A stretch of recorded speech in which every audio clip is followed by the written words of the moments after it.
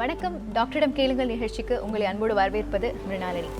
இன்றைய நிகழ்ச்சியில் நம்ம எந்த விஷயத்தை பற்றி பார்க்க போகிறோம் அப்படின்னா, பொதுவாக மக்கள்கிட்ட போய் கார்டியாலஜினா என்ன, நியூராலஜினா என்ன அப்படின்னு கேட்டால் அவங்களுக்கு நிச்சயமாக தெரியும். ஆனால் பல்மாலஜினா என்ன அப்படிங்கிறத தெரியாத பல பேர் இப்போ இருக்காங்க. அதாவது லங்ஸில் ஏற்படக்கூடிய டிசீசஸ், நுரையீரலில் என்ன மாதிரி பிரச்சனைகள்லாம் ஏற்படலாம், நுரையீரல் எவ்வளோ நம்மளுடைய உடம்புல நுரையீரல் அப்படிங்கிறது எவ்வளோ ஒரு முக்கியமான உறுப்பாக இருக்குது, நுரையீரலில் காமனாக வரக்கூடிய நோய்கள்லாம் என்ன, இந்த நோய்களை எல்லாம் எப்படி கையாள்வது அப்படிங்கிறத பற்றி தான் இன்றைய டாக்டரிடம் கேளுங்க நிகழ்ச்சியில் பார்க்க போகிறோம்.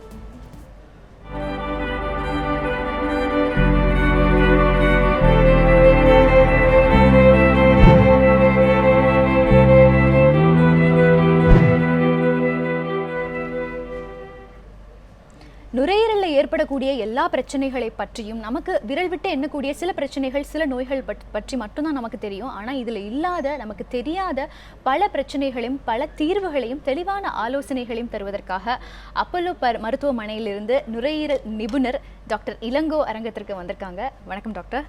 வணக்கம் அமிர்தநளினி. வணக்கம் நேயர்களே. டாக்டர், இப்போ நேரடியாக நிகழ்ச்சிக்குள்ளே போகலாம். என்னுடைய முதல் கேள்வியாக, நுரையீரல் அப்படிங்கிற ஒரு உறுப்பு நம்ம உடலில் எவ்வளோ ஒரு முக்கியமான உறுப்பாக இருக்குது? நுரையீரல் என்பது நமது உடலில் 2 பக்கத்தில் இருக்குது. இங்கே 2 பலூன் மாதிரி இருக்குது. நடுவில் ஹார்ட் இருக்குது. ஹார்ட்டு தான் கார்டியாலஜின்னு சொல்லுவாங்க. நுரையீரல் பல்மனாலஜி. பல்மனாலஜி அப்படின்னு சொல்லிட்டா டென்டல் பல் அப்படின்னு நினைக்க வேண்டாம். பல்மோன் அப்படின்னு சொன்னால் நுரையீரல் என்று பொருள். பல்மனாலஜி என்றால் நுரையீரல் சம்பந்தப்பட்ட நோய்கள்.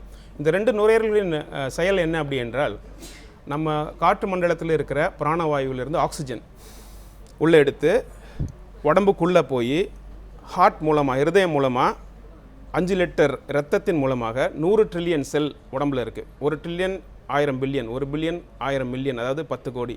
இத்தனை செல்லுகளுக்கும் இந்த ஆக்சிஜன் மூச்சு மூலமாக எடுத்து 100 ட்ரில்லியன் செல்லுக்கும் போயிடுது.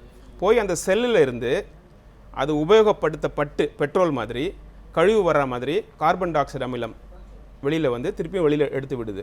இதற்கு உதாரணம் எப்படின்னா, கார் மோட்டார் பைக்கில் கார்பரேட்டர் இருக்குது. அது கார் மோட்டார் பைக் எப்படி வேலை செய்யுதுன்னா சக்தி மூலமாக வேலை செய்யுது. அந்த சக்தி எப்படி கிடைக்குதுன்னா, பெட்ரோல் இருக்குது, காற்றில் இருக்கிற ஆக்சிஜன் இருக்குது, ரெண்டையும் கார்பரேட்டரில் ஒரு வெடி ஏற்பட்டு ஒரு சக்தி உண்டாகுனதுக்கு பிற்பாடு தான் அந்த காரோ மோட்டார் பைக்கோ இயங்குது. அது மாதிரி மனிதன் ஒரு 100 ட்ரில்லியன் செல்லால் ஏற்படுத்தப்பட்ட ஒரு இயந்திரம். அந்த இயந்திரத்தில் 100 ட்ரில்லியன் பார்ட்ஸ் இருக்குது. ஒவ்வொரு பார்ட்டுக்கும் ஒரு கார்பரேட்டர் இருக்குது. அந்த ஒவ்வொரு கார்பரேட்டருக்கும் நம்ம சாப்பிட்ற சாப்பாட்டில் இருந்து குளுக்கோஸ் போகுது, பெட்ரோல் மாதிரி. நம்ம எடுக்கிற ஆக்சிஜன் நேராக அந்த ஹார்ட் மூலமாக, ரத்த அழுத்தத்தின் மூலமாக ஒவ்வொரு செல்லுக்கும் போனதுக்கப்புறம் அந்த ஒவ்வொரு செல்லில் இருக்கிற அந்த கார்பரேட்டர் ஒரு கார் மாதிரி நம்ம சாப்பிட்ற குளுக்கோஸையும் இந்த ஆக்சிஜனையும் பற்ற வச்சு அந்த செல் இயங்குது. 100 ட்ரில்லியன் செல்லும் ஒன்றா இயங்கும் போது ஒரு மிஷின், ஒரு கம்ப்யூட்டர் மாதிரி இயங்கும் போது ஒரு மனிதன் பேசிக்கிறான். இதுதான் நுரையீரலுடைய முக்கியத்துவம். ஸோ இவ்வளோ ஒரு முக்கியமான நுரையீரல் உறுப்பு நம்ம உடம்புல இருக்கும்போது இதில் பொதுவாக மக்களுக்கு ஏற்படக்கூடிய பிரச்சனைகள்லாம் என்ன டாக்டர்? பிரச்சனைகள் என்னென்னு பார்த்தோன்னா, முதல்ல ஆஸ்துமா நோய், டிபி நோய், பிராங்கைட்டிஸ் நோய். இதனுடைய அறிகுறிகள் என்னென்னு பார்த்தீங்கன்னா, இருமல், சளியில் ரத்தம் வெளியில் வர்றது, மூச்சு வாங்குதல், மூச்சு விடும் பொழுது விசில் போன்ற சப்தம், பூனை சத்தம் போடுற மாதிரின்னு சொல்லுவாங்க, அப்படின்னு ஒரு விசில் சப்தம் ஏற்படும் இரவு நேரங்களில். அது நெஞ்சு வலி. இந்த 6 சமிகைகள் அறிகுறிகள் தான் நுரையீரல் நோய் இருக்குது அப்படின்றத நம்ம தெரிஞ்சுக்க முடியும். இருமல், சளி, ரத்தம் இருமும் பொழுது, மூச்சு வாங்குதல், வீசிங் சப்தம் எழுதுதல், நெஞ்சு அழுத்தம்.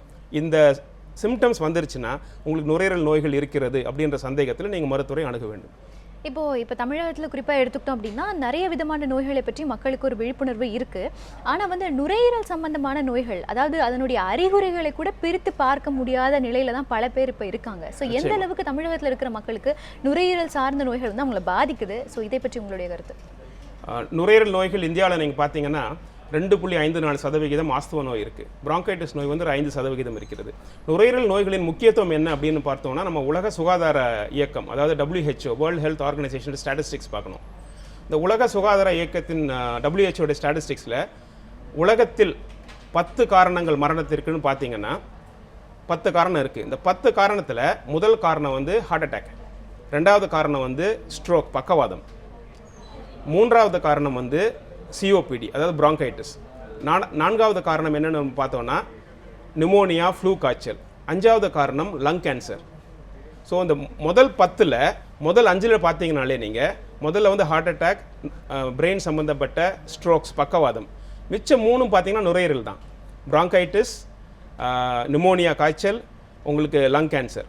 புரியுதுங்களா? அந்த 10ல் வந்து முதல் 5லேயே 3, 4, 5 இதில் வந்து இருக்கு. ஆனால் இந்த ஒரு விழிப்புணர்வு வந்து மக்களிடம் இல்லை. அவங்களுக்கு பொதுவாக நீங்கள் வந்து ஹார்ட் அட்டாக் மாரடைப்பு என்னன்னு கேட்டிங்கன்னா தெரிஞ்சிடும், பக்கவாதம்னா தெரிஞ்சிருது, இல்லாட்டி எய்ட்ஸ் நோய்னா தெரிஞ்சிருது, சக்கரை வியாதினா தெரிஞ்சிருது, ரத்த அழுத்தம்னா தெரிஞ்சிருது. ஆனால் நுரையீரல் நோய்கள்னா இவ்வளோ முக்கியத்துவம் இருக்கிறது, முதல் 5லேயே வந்து 3-4 இடங்கள்ல அது இருக்கிறதுன்ற முக்கியத்துவம் தான் நுரையீரல் நோய்களின் முக்கியத்துவம் மக்கள் அறிந்து கொள்ள வேண்டும். நிச்சயமா டாக்டர், இதை பற்றி தொடர்ந்து பேசலாம். நிறைய நேயர்களும் இணைப்பில் இருக்காங்க.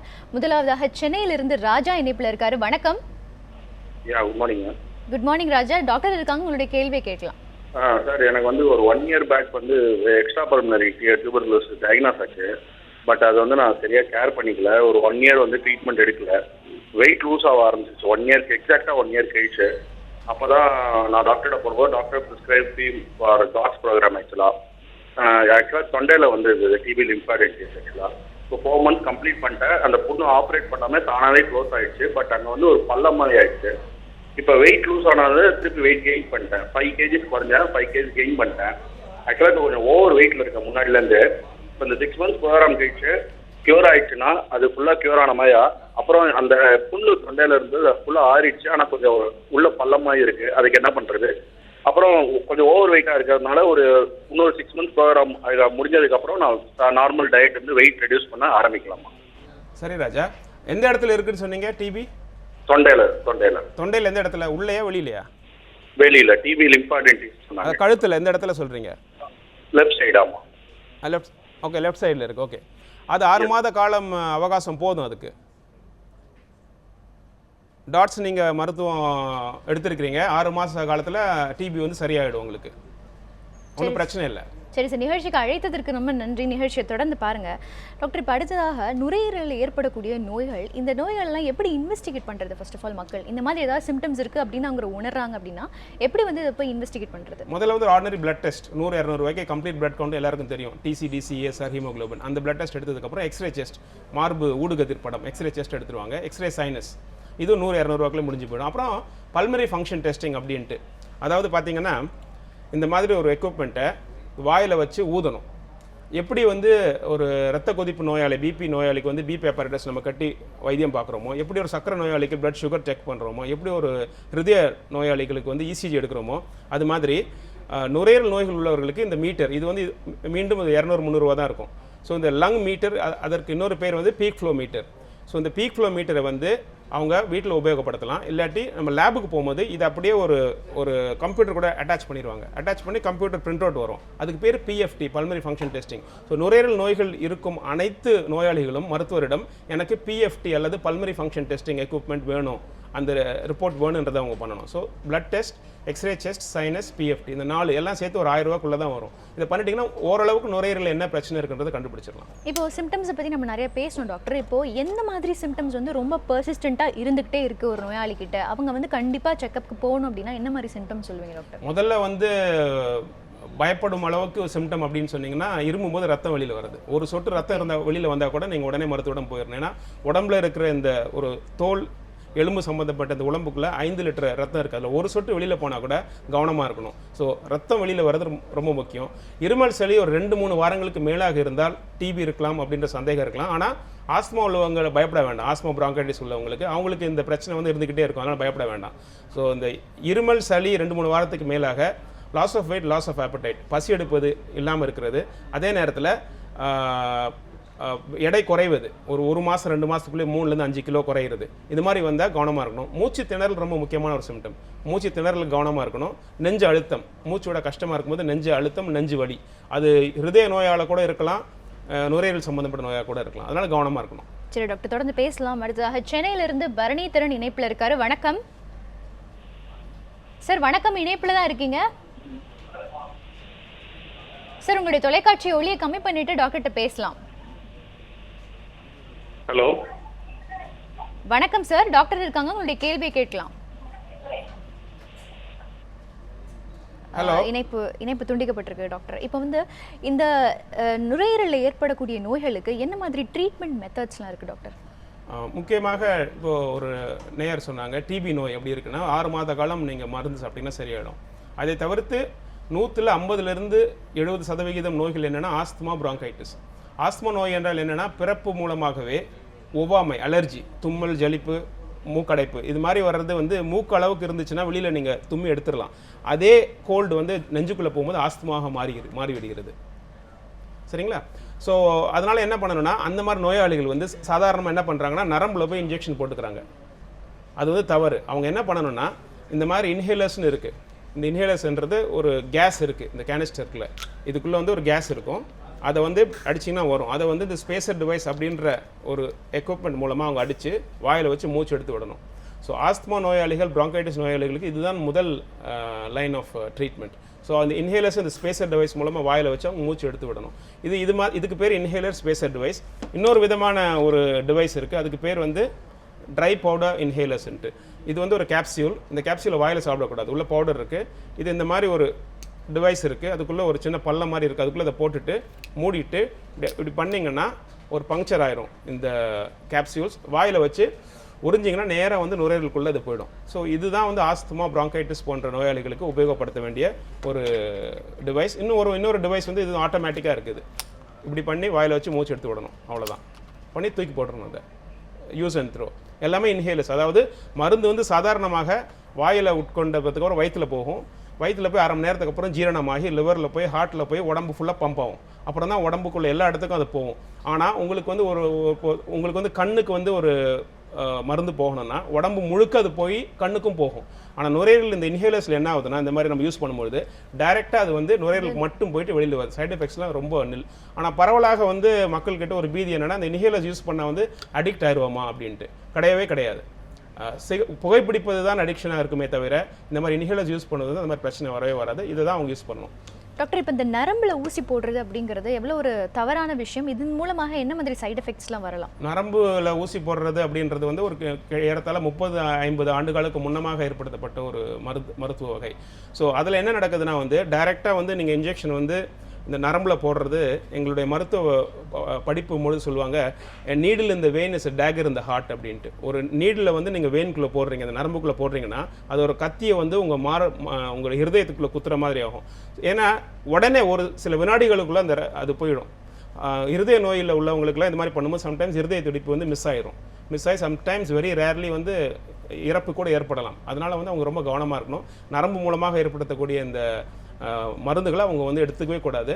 அதுக்கு பதிலாக அவசரத்திற்கு அவங்களுக்கு நெபுலைசர் ஒரு எக்யூப்மெண்ட் இருக்குது. இப்போ இதே இன்ஹேலர்ஸ் வந்து 100 மைக்ரோகிராம் இருக்குது. இதே வந்து 5-6 மைக்ரோகிராம் வந்து ஒரு சின்ன மிஷின் இருக்குது.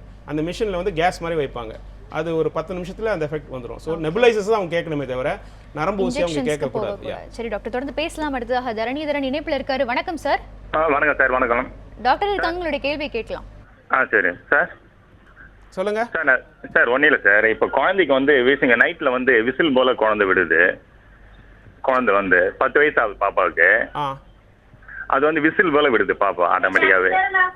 சரிங்க சார், கூலிங்காக எதனா ஐஸ்கிரீமு, ஏன்னா இது கூல்ட்ரிங்க்ஸு, பாட்டில், இது பெப்சி, கோக்கு அது போல் எதனா சாப்பிட்டீங்கன்னா உடனே அந்த ப்ராப்ளம் எதனா வருது சார் குழந்தைக்கு. வீட்டில் யாருக்காவது ஆஸ்துமா நோய் இருக்கா? எனக்கு இருக்குது சார், எனக்கு இருக்குது. நீங்கள் என்ன பண்ணுறீங்க அதுக்கு? ஸ்ரீதரன் சொல்லிட்டு மயிலாப்பூரில் அந்த லென்ஸ் வழியால் அந்த டேப்லெட்ஸ் 250 அதிகமாக இருக்கும்போது 250 யூஸ் பண்ணுறோம். இல்லைன்னா அந்த குறையும் போது 100 எடுக்கிறோம் சார். குழந்தைக்கு என்ன பண்ணுறீங்க? குழந்தைக்கு எதுவுமே இல்லை, ஜென்ரலாக சாப்பிடும்போது எடுக்கிறோம். ஸ்ரீதரன் காட்டணும், இல்லை ஆப்ரேஷன் எதனா தொண்டில் எதனா பண்ணணும்னு சொன்னார். இல்லைன்னா டேப்லெட்ஸ் அந்த சளி கோசம் ஒரு 30 நாளைக்கு கொடுத்தாரு. அது கொடுத்து யூஸ் பண்ணால் ஆனால் அந்த ப்ராப்ளம் வந்துக்கினே தான் இருக்குது. அதே போல் குழந்தைக்கு இன்ஹேலர்ஸ் கொடுக்கலையா? அது எதுவுமே கொடுக்கல சார். டேப்லெட் போல கொடுத்தாரு. இந்த மாதிரி அதிகமாக இருக்கும் அது போல இதெல்லாம் கொடுக்கல, டேப்லெட் மட்டும் கொடுத்தாரு. நீங்கள் கேளுங்க, இந்த மாதிரி இன்ஹேலர்ஸ் தேவைப்படுதா இல்லாட்டி பிஎஃப்டி பண்ணணுமான்னு கேட்டு பாருங்க. எக்ஸ்ரே செஸ்ட் எடுத்துட்டீங்களா? மார்பு எக்ஸ்ரே அது எடுக்கல சார், அது எடுக்கல. ஸ்கேன் மட்டும் தலைக்கு ஹெட்டுக்கு மட்டும் போட்டோம். ஹெட்டுக்கு மட்டும் போடும்போது இந்த மூக்கில் வந்து தண்டு வந்து கொஞ்சம் இதுவாக இருக்குதுன்னு சொன்னாங்க, ப்ராப்ளம் இருக்குது. குழந்தை நல மருத்துவரை நீங்கள் அணுகுங்க. சரிங்க சார். அவரும் குழந்தை இதுதான் அமெரிக்காவில் ஸ்ரீதரன் சொல்லிட்டு மயிலாப்பூரில் இருக்கிறாரு. நிகழ்ச்சிக்கு அழைத்ததுக்கு ரொம்ப நன்றி. ஒரு நல்ல மருத்துவரை பார்த்து என்ன பிரச்சனை அப்படிங்கிறத பார்த்து அதற்கான ட்ரீட்மெண்ட்ஸை எடுத்துக்கணும் அப்படிங்கிறது தான் எங்களுடைய கோரிக்கை. டாக்டர் தொடர்ந்து பேசலாம். நேர்களே, இந்த டாக்டரிடம் கேளுங்கள் நிகழ்ச்சியில் நரம்பியல் சார்ந்த என்னென்ன பிரச்சனைகள்லாம் நமக்கு வரலாம், அந்த பிரச்சனைகள்லாம் எப்படி கையாள்வது அப்படிங்கிறத ரொம்ப தெளிவாக டாக்டர் இளங்கோ நமக்கு சொல்லிட்டு இருக்காங்க. தொடர்ந்து பேசலாம் டாக்டரிடம் கேளுங்கள் நிகழ்ச்சியில் சிறிய இடைவேளைக்கு பிறகு.